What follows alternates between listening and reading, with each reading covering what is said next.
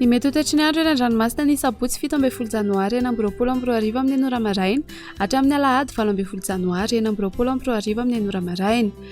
Tsy misy ny fampitandremana mahakasika ny eny an-dranomasina.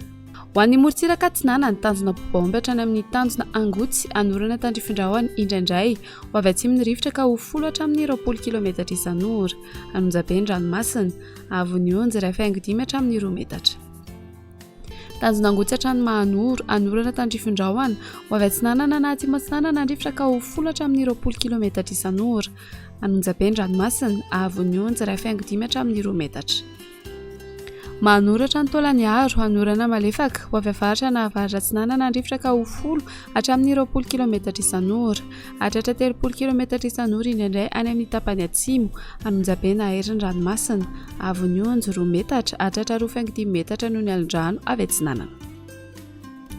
Tolagnaro hatrany amin'ny tanjona Vohimena andrahoana vitsy ho avy atsinanana somary avaratra atsinanana ny rivotra ka ho 30 hatramin'ny 40 km isan'ora.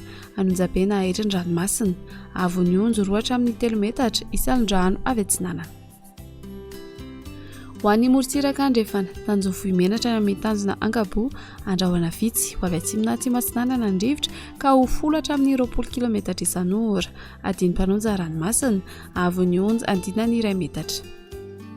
Tanjona Ankaboa hatrany amin'ny tanjona Vilanandro andrahoana amin'ny sitokotoko mety arahin'orana tandrifindrahoana na manodidina ny morondava ho avy avaratra na andrefana ny rivotra ka ho 10 hatramin'ny 20 km isan'ora.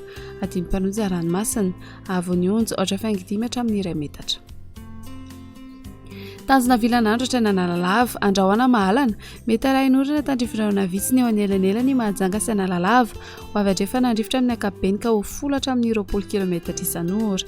Adiny mpanonja ranomasina avon'ny onjy 4.5 metatra. Analalava hatrany amin'ny tanjona Bobamomby anorana tandrifindrahoana ho avy andrefana ny rivotra ka ho 10 hatramin'ny 20 km isan'ora. Hodona adiny mpanonja ranomasina avon'ny onjy 4.2 hatramin'ny 1 metatra.